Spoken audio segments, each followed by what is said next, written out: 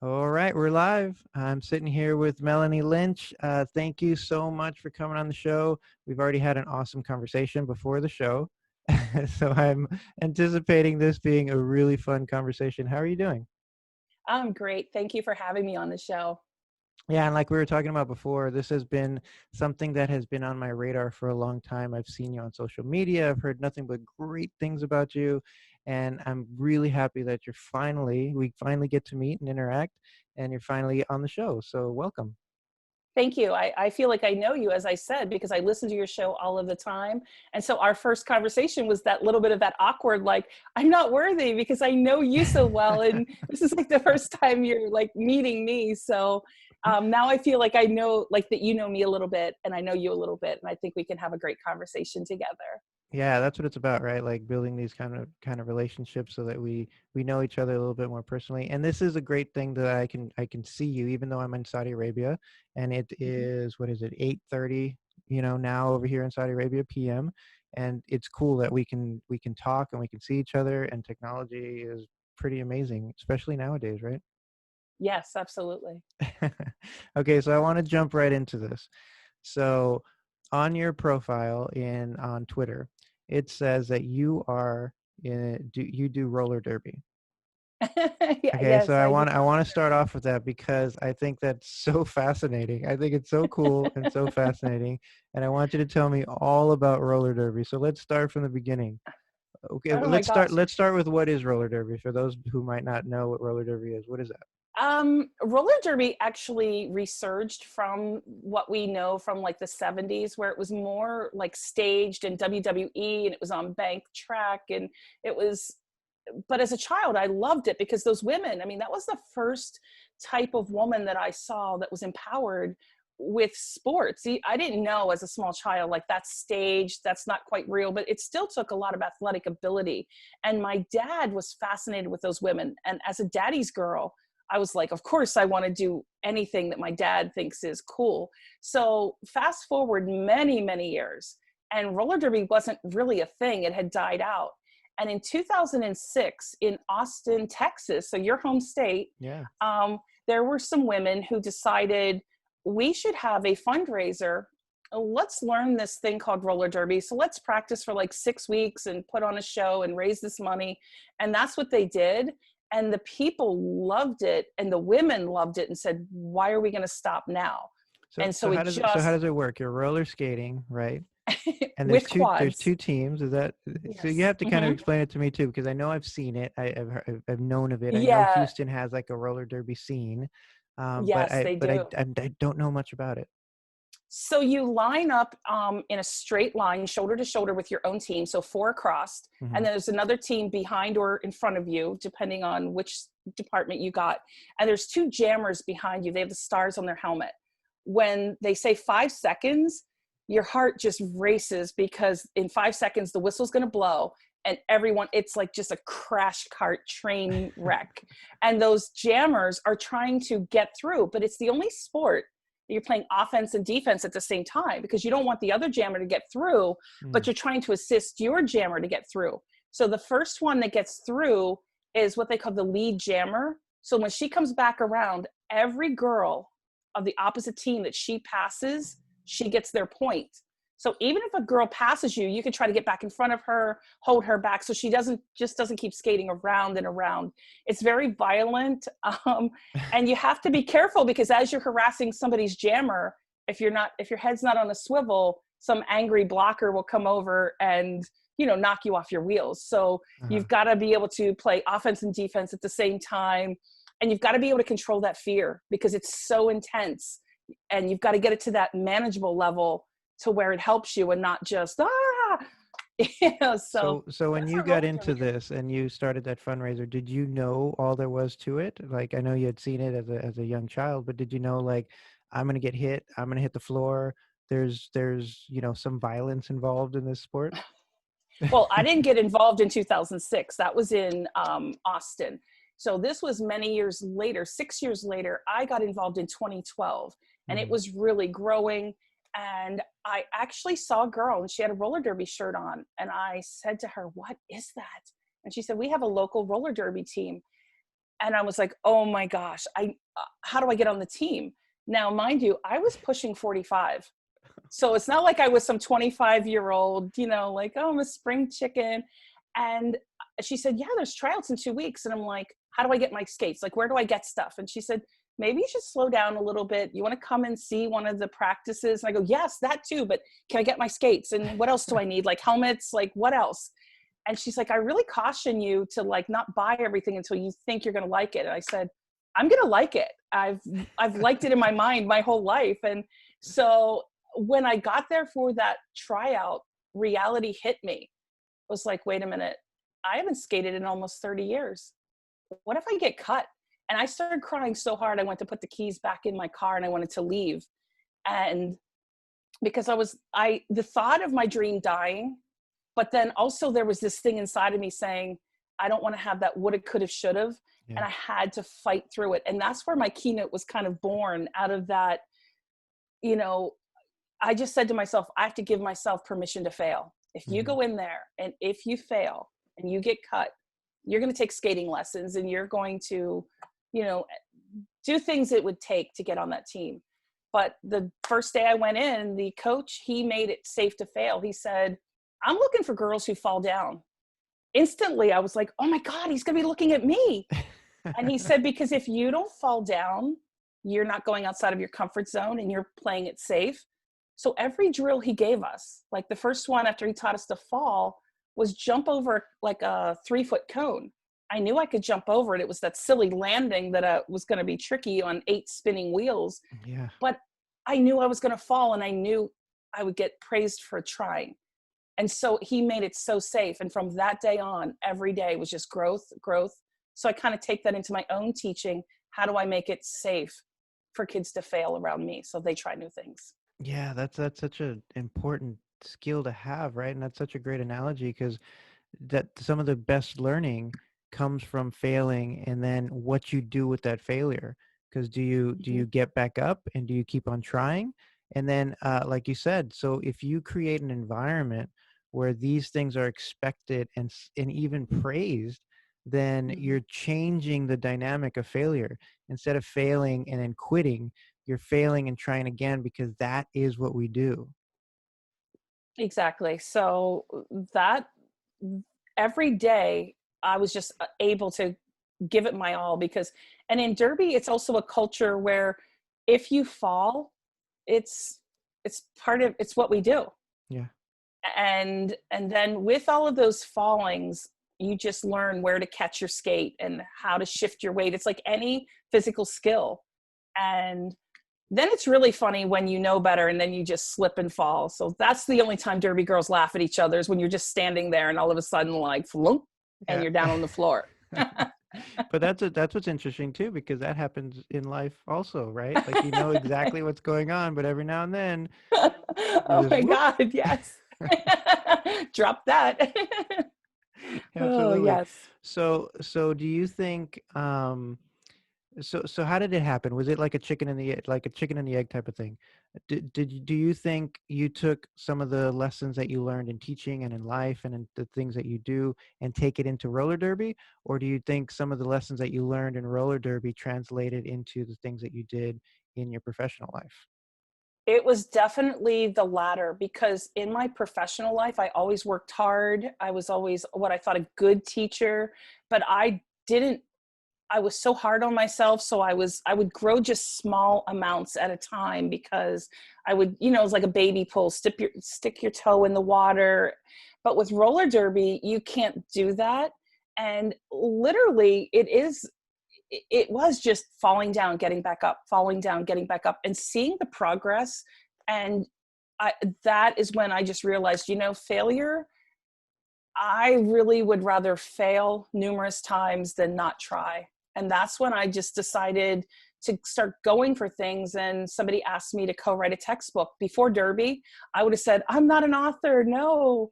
And I just said, oh, well, I don't think they're going to let me fail because the editors are not going to let it be published if it's bad. Right. So it was just things like that. And I knew that there wasn't anything that failure could do to me that wouldn't be positive. And when you're not afraid of it as much, it's not that I'm not afraid, I am, but I've learned how to move through fear, because when you play roller derby, you're always scared. In fact, it was about a year and a half into playing roller derby, and I asked my coach a silly question. I said, Coach, when am I going to stop being sick when they say 5 seconds before that whistle? He goes, never, kid, you'll get killed. Yeah, and yeah, and it was like true. If you are comfortable teaching in your classroom, you're doing the same thing over and over. So I always have that low grade anxiety of like, is this going to work? But not because I'm afraid of it failing. Obviously I want to give my kids the best, but if it flops, I tweak it and move on. yeah. And that's real interesting to me because I feel like, so I've done, this is our 200th, this is my 200th and like third show or some 204th show. And before every show I still get nervous. Before every show I still have these like butterflies on my stomach, and I'm have this a little bit of anxiety because I don't know how things are going to go, because like we talked about before, the format of my show is that there is no format. We just talk and not sure where it's going to go. And that's kind of the beauty of it, but at the same time it's like I want it to be good. I want it to be quality, right? And so I care about Yeah, it so much that I do have this certain level of anxiety, because I think that's natural, right? That's your body's way of right. preparing for something that you really care about. I mean, think if you had no anxiety, you would be not motivated even to be on the show Yeah. yourself. You'd be like, oh, I'd rather be watching TV right now, but I have to go interview that roller derby girl, health teacher slash phys ed teacher. Here we Yeah, yeah, go. yeah, So you want that. And I think that makes us all feel alive. And it also comes across as passion, and others kind of, I know all the people that I hang around that are so passionate, that's what draws me into them, is their passion for whatever they're doing. yeah. And then another thing that you said I think is super true is the idea of fearing the fear of not trying, you know? And I think that is the key to get over some of these other fears. So Mhm. like you said, do I not try and then just regret it for forever and say I didn't even try to fulfill my dream? Or do I take a chance? I might be scared, but I take a chance and then give it my all to try to Mhm. fulfill this thing that I've been wanting to do for so long. And so which fear is bigger, right? You'll live with regret the Oh, rest of your life. That's a huge fear. oh. That's a huge thing. Or trying and possibly failing and then learning from that failure. So I would challenge you to say, I mean, think about in the last year, I'm sure we've all had failures, but we forget about them quickly because they lead to success, and then we only really think about the last failure we've made because it's the freshest. I Yeah. would tell you my last failure. I accidentally um, sprayed the wrong chemical on my lawn. And yesterday I had to Oh no. reseed my front lawn. Oh And no. it took me a couple hours out in the hot sun. But I was like, I learned so much from the Home Depot guy teaching me what I needed to buy. I Yeah. said, I'll never make this mistake again. And my yard's going to look better than everybody's because I put all this stuff on it. So when it finally grows back. But I think that when we're, quote, older and retired and we give way to the newer people, I would never be able to live with I was too scared to go on a podcast show. I was too afraid to, co-write a book. I was too afraid to do my keynotes. I would I would rather live with the uncomfortable feeling of failure than the regret. So that's definitely my answer.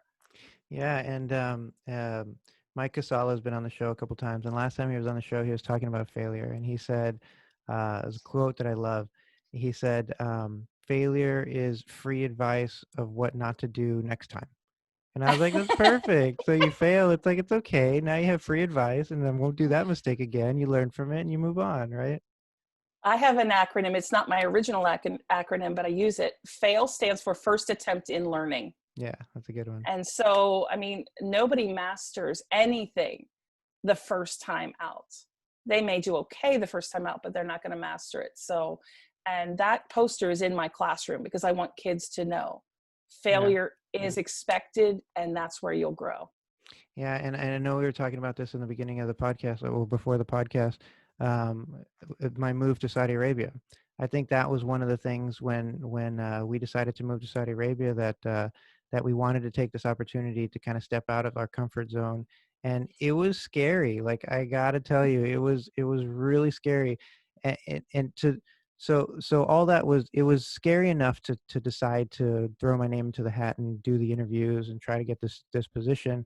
But then when I got the position, it was scary to say, okay, this is real. And then Hmm. to top it all off, when we when we had rented out our house, we kept our house in Houston, we rented out our house, we had 16 bags packed. We went to the airport, and we get to the airport and they tell us, you can't get on the plane because so there's a holiday called Eid, and everybody goes to comes to Saudi Arabia for their pilgrimage. And they said, this is a Hajj flight. This is a Hajj flight, and you can't get on unless you're going to Saudi Arabia for your pilgrimage. So we have no place to Oh. go. We're sitting in the airport, 16 bags, and I'm freaking out. That's a great story, but So it worked out. eventually, yeah, it worked I out. mean, Eventually, they got a hold of government affairs here, and they let us on the flight, and we got to Saudi Arabia, and it worked out. But it was fearful event after fearful event leading to our coming here. And the whole time I'm like, did we make the right decision? What are we doing? but now, I But mean, it has definitely worked out. I have to turn this show around a little bit. What have you pulled out of this? Like, how have you grown by going through this experience of teaching in Saudi Arabia? Yeah, I mean, there's been so much that has happened in the last few years, but one of the big things I feel that I've grown personally is really, because I've always thought about perspective, and I've always tried to be as open-minded as possible. But it's easy. It's easy in Houston, Texas, teaching, in a very comfortable place. It's easy to have this idea of perspective, an idea of open-mindedness. But moving to Saudi Arabia and being immersed in a completely different culture, it forces you to get out of that comfort zone. So everything Hmm. is different here. The culture is just completely different. But you find these things that are just, beautiful about the culture, and the way things are done. So yeah, obviously there are challenges, but it sort of puts you in a place where perspective and open-mindedness isn't a luxury, it's a necessity. You have to be that way. And so that I think is one of the biggest things that I've learned from this move, is that I had a way of life, and it was good, it was fine, everything was going well. Hmm. But there are so many different things out in the world, and so many different perspectives, and people live completely differently in other places of the world. And to be a part of that, and to be able to travel, and to be able to see those things, um, really really opens your mind to what the world could potentially be. You know what I mean? And Hmm. what's really great about it also is that, I have two kids. I have a 12-year-old and a 14-year-old, and they're traveling with us, and they're experiencing the same things. So hopefully that they can grow up with this open mindset, um, Hmm. and realizing that, there are different perspectives out there, and we have to honor those things too. We have to respect those things. So that has been huge for me. Now think about how when you come back home, how easy that skill is going to be for you because you've practiced it Hmm. every single day. And I think going through the initial, like you said, packing your bags, making the decision, getting on the plane, touching down, and that beginning, that's the hardest thing about the unknown is the hardest, but Yeah. it is your best teacher because you'll Yeah. find all of your strengths in yourself.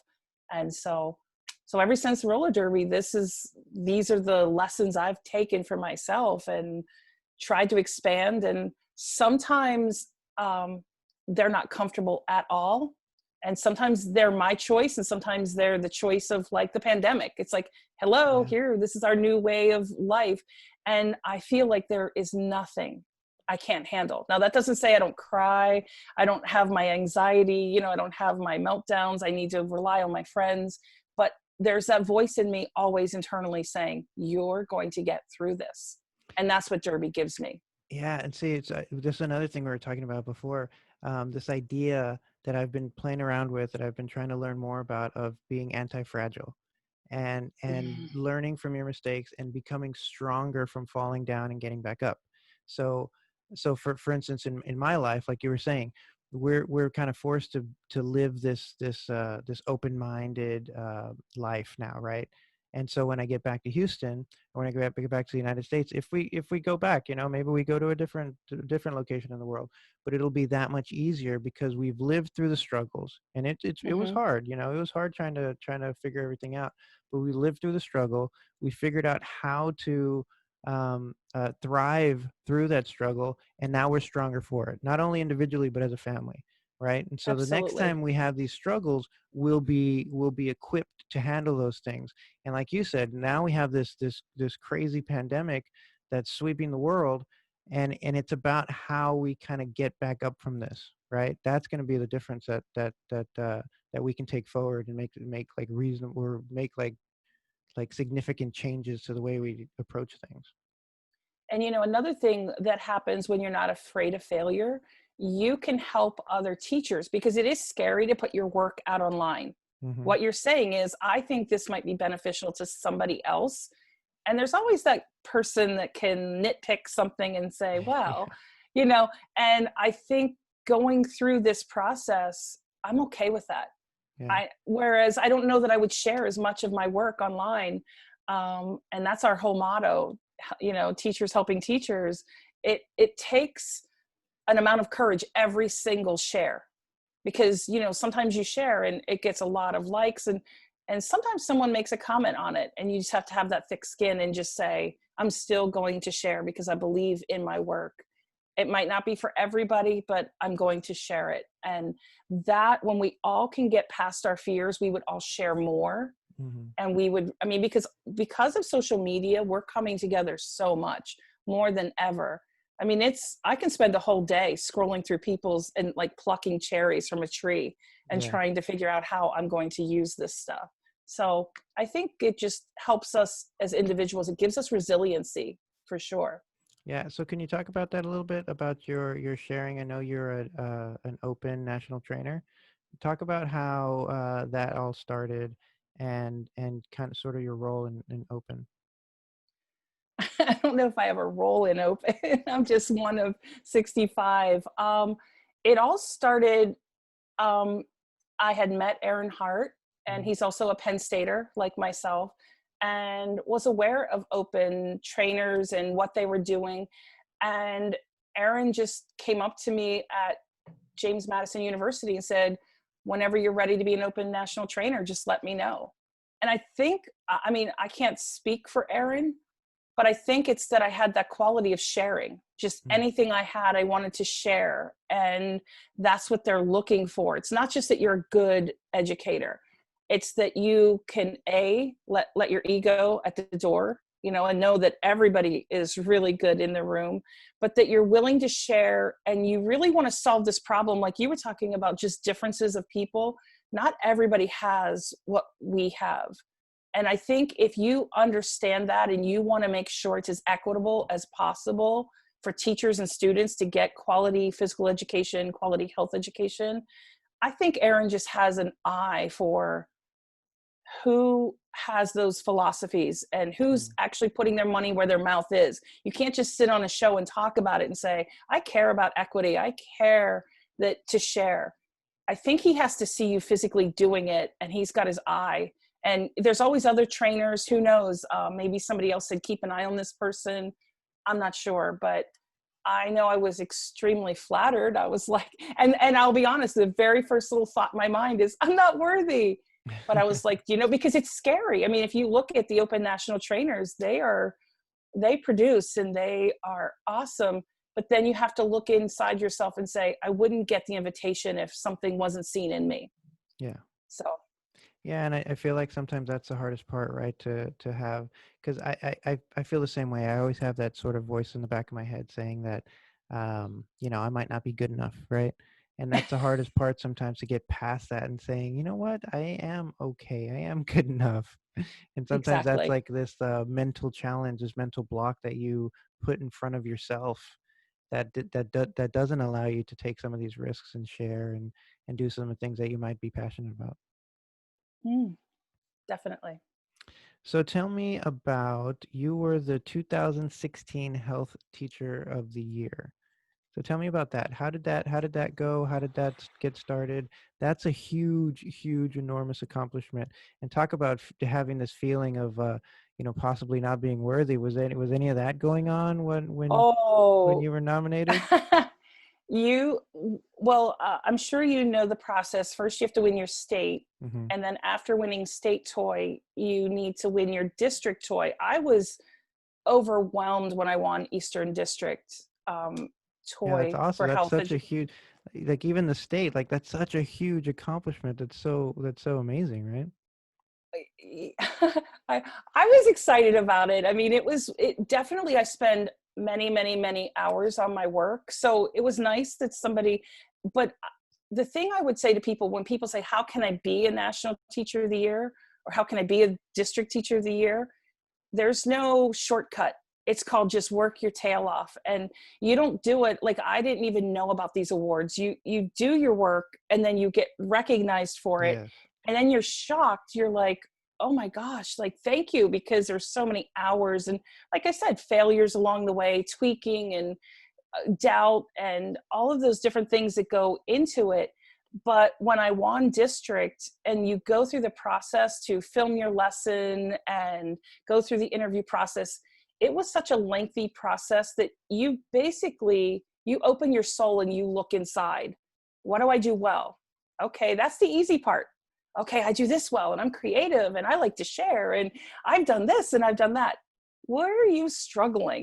Yeah. Oh, that's a little uglier, but you have to open that vault as well and you have to expose it to them. And it was so, because you don't find out until like in the room, like the Oscars and the award goes to, you're just a hot mess. But when I finally arrived in Minneapolis and I had, it's been months of brewing about this, I got to a place of calm where I said, if I don't win this award, I have looked at myself like nothing else put me through, like I have never looked so deeply into myself as a person, as a teacher, as somebody who can share, as a colleague, as a community member.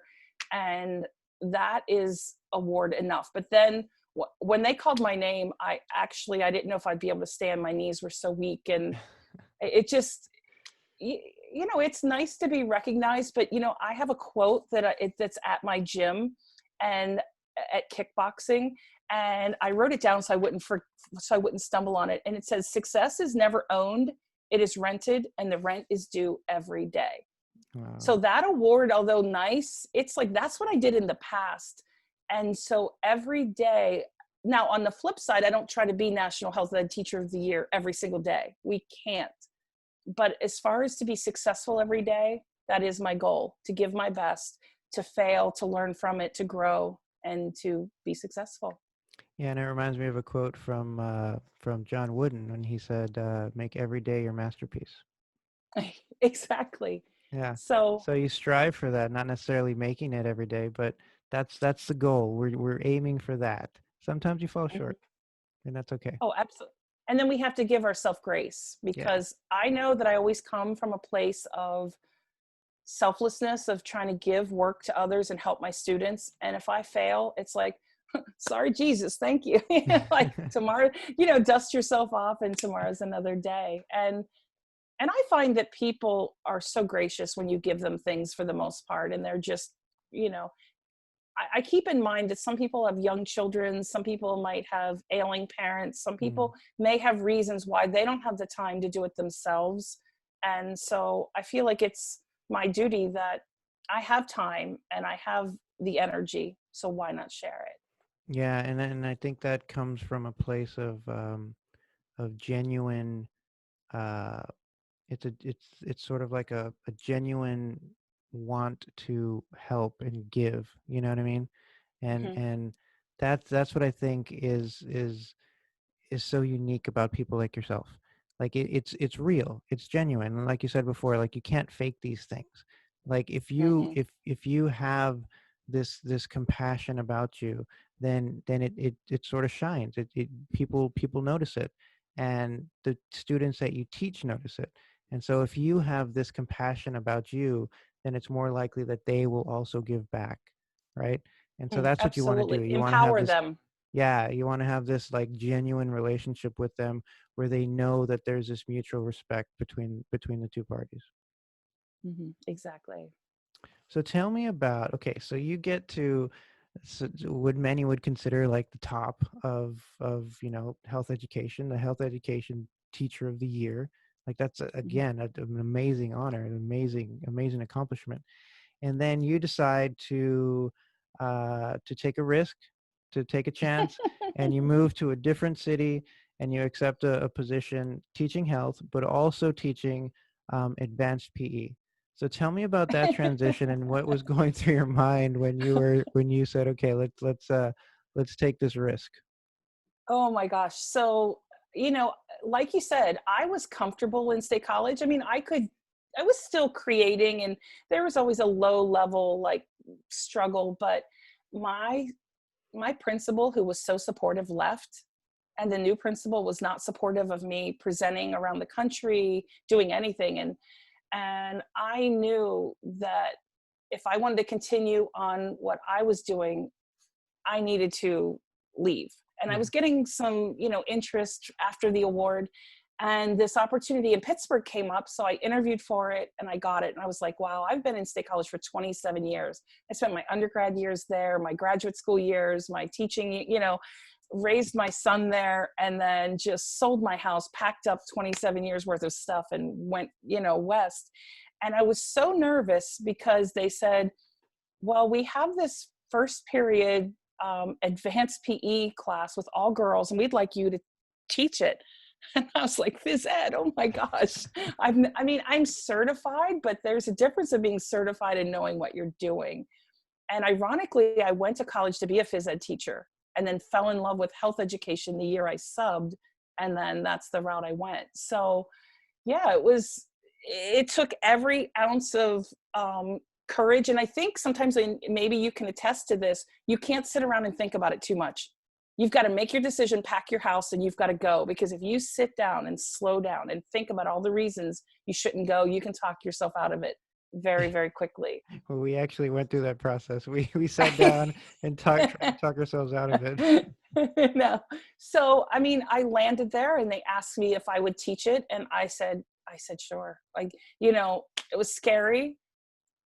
Lori Dunn has a quote, and it sticks with me all the time. She's also an open national trainer. Good teaching is good teaching. So if you're a good teacher, but it, you do have to tweak and maneuver. And I still am learning because I'm just finishing my third year of phys ed. So it's still nowhere near as comfortable as teaching health. Okay, tell me about like the first day. So the first day you get into the classroom, you're never prepared, right? So you think like, oh yeah, I'm prepared. I got all this stuff ready to go. And then you see the kids and you're like, okay, what do I do, right? So that's the first day of like every teacher's, not every teacher, but a lot of teachers' experience out there. So you had been teaching for what, 21 years? Yes. And then you get into this new role and you're in front of all these kids and you're expected to teach PE.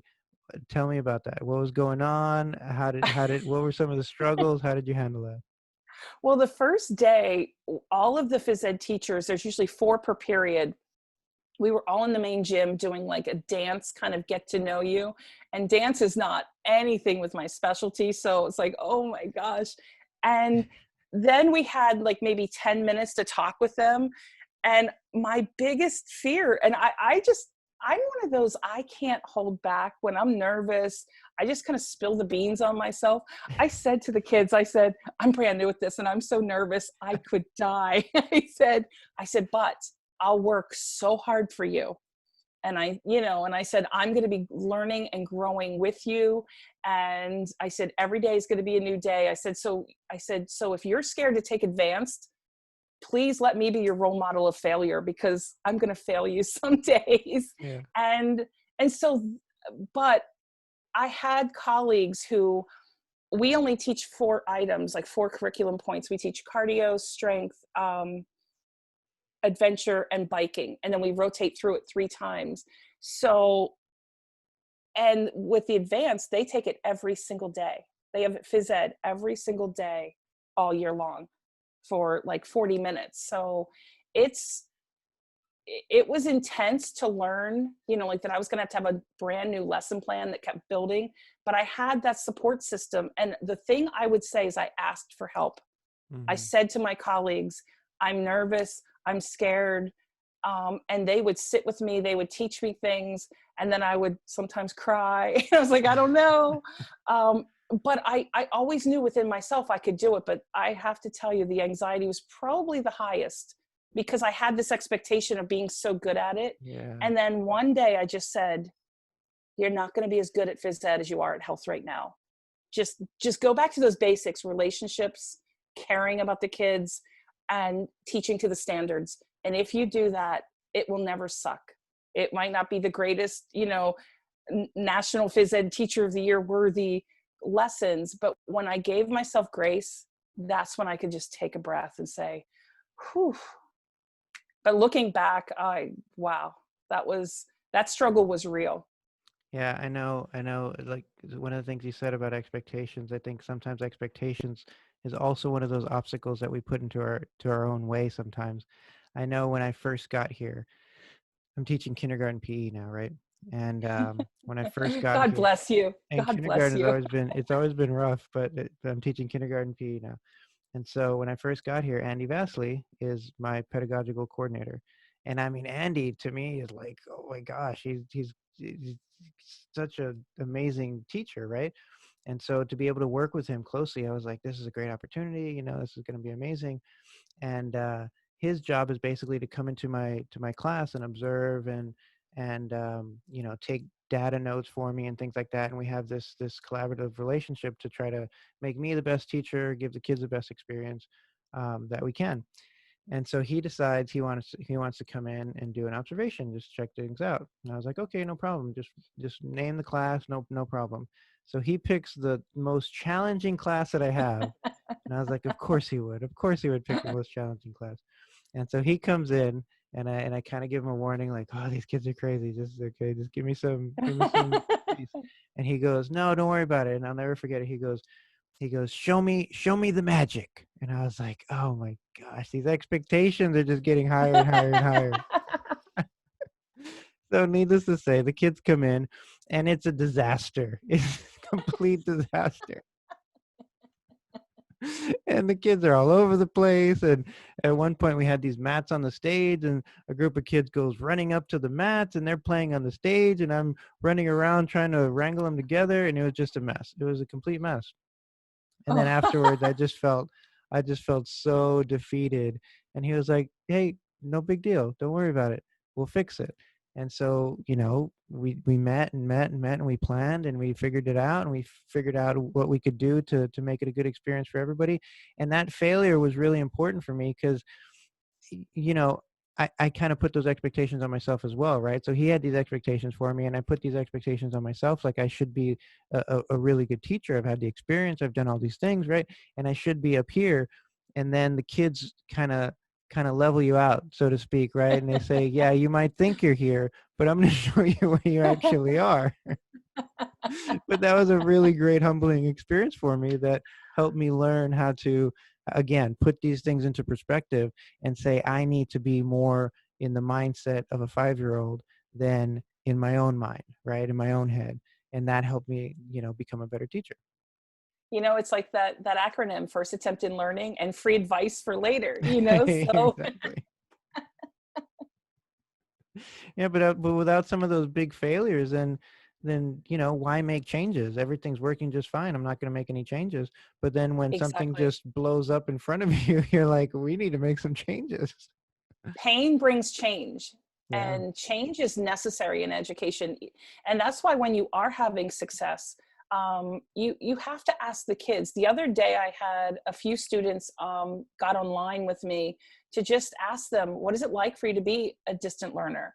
What about my lessons are you really liking?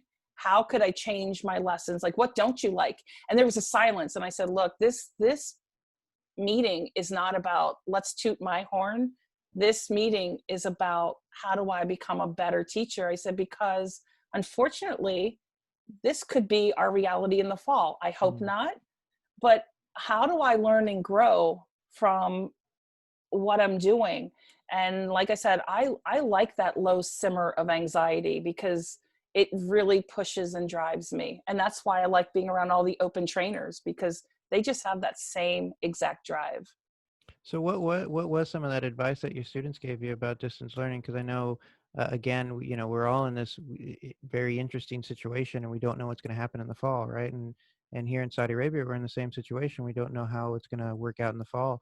And I've been trying to collect as much data on in these last month and a half or so that we've been on distance learning to see what my kids do enjoy, and what the parents enjoy, and what their kind of threshold is, right? So what was some of the advice that your kids gave you about distance learning? What was working, what was not working? Well, first, one of the things they said after talking with each other, they thought they were alone in their struggles. So that was the number one Mm, thing that happened from that call, was they realized they're not alone with their struggle. The good things they liked is I'm very step by step. Step one, do this and link everything. Step two, do this. Here's the rubric. Everything is like a hyperdoc. They like the projects, but one of the things they called me out on, and rightfully so, they said differentiate a little bit. Your projects tend to gear towards creativity. Like give a menu of things to do. mm-hmm. And so that's something that over the summer, I want to create some menus for the beginning of the year, whether we're in face to face or if we're in distant learning, because I think I love giving choice and voice. It's just I was so overwhelmed with just trying to get, because it takes me all week. To Mondays, I do all my grading and send out all my emails. Tuesday, Wednesday, Thursday, Friday, it takes me all week to do my physical education and my health education lessons for the next week. Mm-hmm. And so I was like living hand to mouth. Well, now that I have the summer, I need to meet those needs of differentiating and giving a menu board and allowing kids a little more say, because I'm a big fan of choice and voice. I just boxed myself into a corner and it wasn't possible. But it's still, even though I feel it's not possible, somehow I have to make it possible because they deserve to get what they need for their Yeah. education. Yeah, and I think, you know, again, kind of giving yourself grace. Th- th- this is new to all of us, right? And we're bound to fail, and we're bound to have some falls. And what really matters is how you're going to pick yourself up and how you're going to make the changes to meet your kids, to meet the needs of your kids. So how has it been? Because this has been, so we were talking about this before the show, but this has been a new experience for me in the sense of not moving and not having and being on the computer for so long. And in fact, I told you I think I have like a pinched nerve on my back Your because my Wally whole injury. yeah, my Wally injury, because my whole right shoulder hurts. And I think it's because I've been on the computer and messing with the mouse for so long, you know, and I have this, and I'm not used to it. And you know, typically I'm moving in the gym and I'm getting 20,000 steps a day, and you know, and now it's all different. I'm sitting in front of a computer for the majority of the time, and I'm giving feedback, and we have meaningful connections with our students, but at the same time, it's not the same, right? I Mhm. feel like I wasn't built to sit in front of a computer. No, none of So, us were. so how has that transition been for you? Well, not being on roller skates and not being able to hit people and, and Yeah. have that full Yeah. contact, that's been really hard. And I take kickboxing classes. So one of the things I did right away was I got onto Amazon and I got the kickboxing bag, where you put the Yeah. water in the base, and now my gym is streaming live kickboxing classes. So that's helpful. And one of the things that's ridiculously helpful, and ironically, a week ago, my iWatch stopped syncing with my iPhone. Hmm. And in the last week, I've barely moved. It's crazy, but my watch, I have goals set up on it, and I'm linked in with two open trainers, Pam Powers and Crystal Gorwitz, so we can see each other. Yeah. And so like I might be sitting here working and I'm like, every hour it makes me stand. So I stand up and I run in place, and I have to have my 600 calories actively burned. I have to exercise a solid 30 minutes a day. And, if not, you have accountability, and they're looking and going, oh, wow, she sat around all day. So Yeah. now I need to get my watch fixed tomorrow. I don't, the stores are not open. I have to somehow call Apple Care, because I think we all need some kind of accountability, because we're in this new phase, and I can spend 12 hours straight. I will forget to eat sometimes when I'm working on something. So I need that watch, because that watch, it dings at me, and I look at it, and then I see them. It's like, it'll say, Crystal just finished a workout. I'm like, dang it. So I'm like, you know what? I've got to stop. I've got to go down and do my workout, or take my dogs for a walk, or get on my bike. So I think having people in your life that hold you accountable, because we can, especially when you live alone, you can fall down into the rabbit hole very quickly. Yeah, absolutely. And you said something that that I have kind of not thought about, and I know is being sort of neglected, and it's that physical contact, you know. And so I used to play basketball here, at least once a week, sometimes a couple times a week, and we played in a basketball league. And I did jujitsu for a long time, and there's a group of guys that gets together and does jujitsu, and so I'll do that maybe once a week. As I get older, I feel like the jujitsu is just really hard on the body, so I can do like once a week, but I used to do like 3 times a week, and I just can't do that anymore. Um, but so there's this physicality to it, right? And you're bumping people when you're playing basketball, and it's physical. And in jujitsu, Mhm. obviously, you're just trying to choke each other, and so the whole time you're just rolling, trying to not get choked and choke the other person. But that's something that I'm realizing that I miss. So I was thinking, like, I'm missing hugs, right? I'm missing hugs from the kids and from my Mhm. colleagues and from people, my friends and stuff. I just want to go and hug people. But I realize also that I'm missing that sort of physicality, that Mhm. wrestling, that sort of Yeah. rough and tumble play that we know kids need, but I think adults need that too. Oh, absolutely. I think I'm just a big kid at heart. I mean, I'm 52 now, and I'm like, I don't want to give up my roller skates. I mean, I don't know. I've had some injuries, but I think that when this is over, because everyone's like, well, you've been off a couple of months, you're gonna retire now, right? And I said, oh, no way. No way. I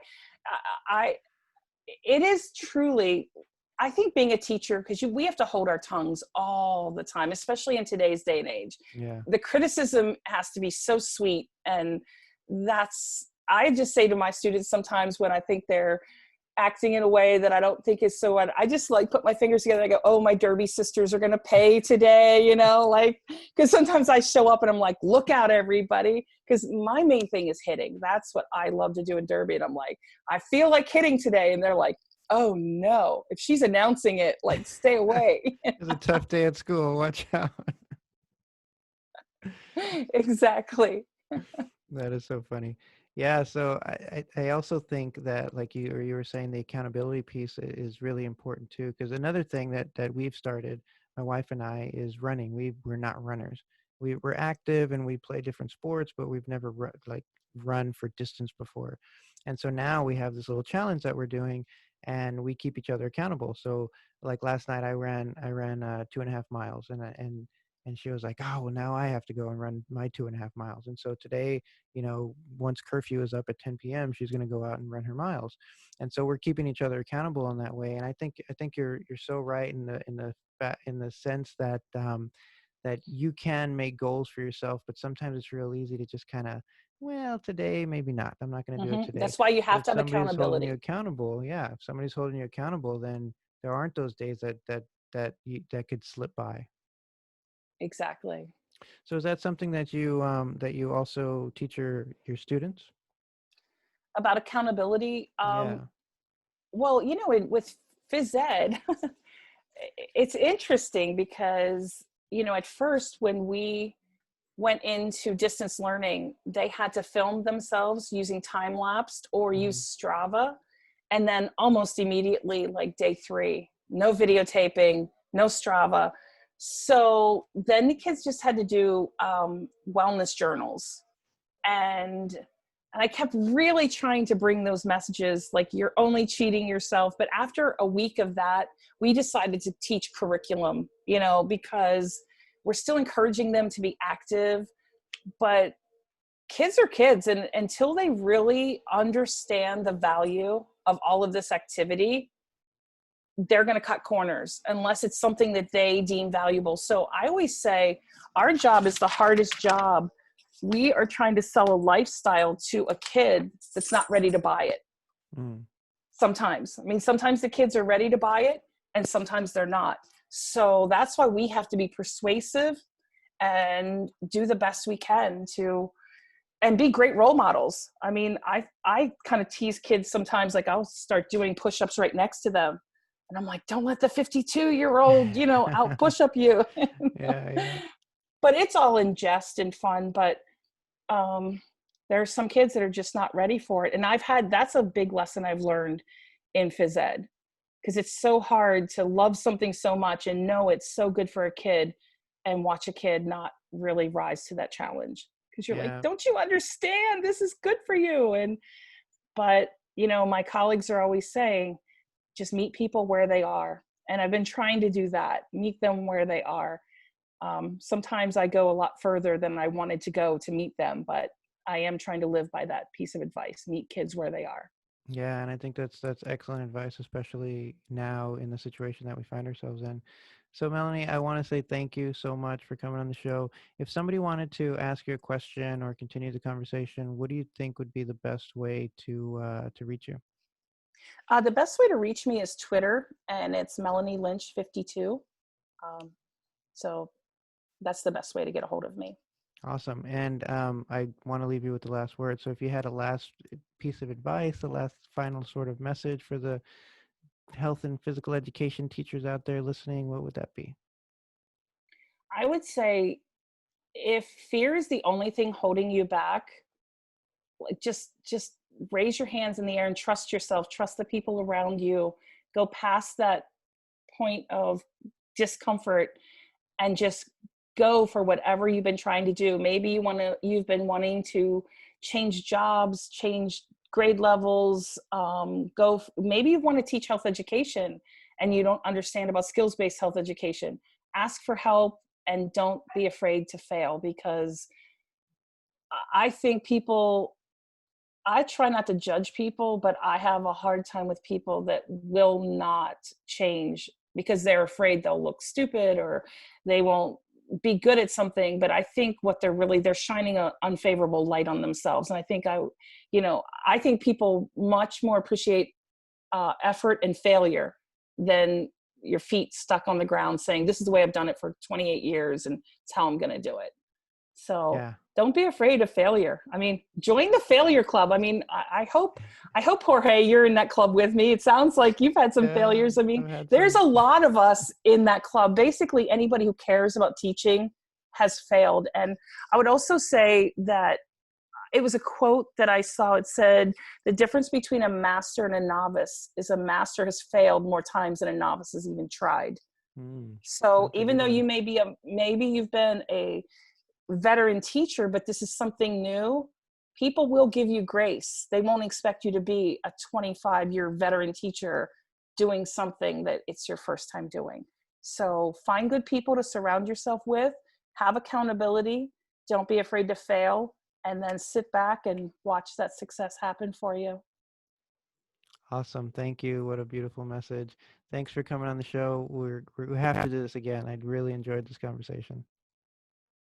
I did too. Thank you so much. Thanks.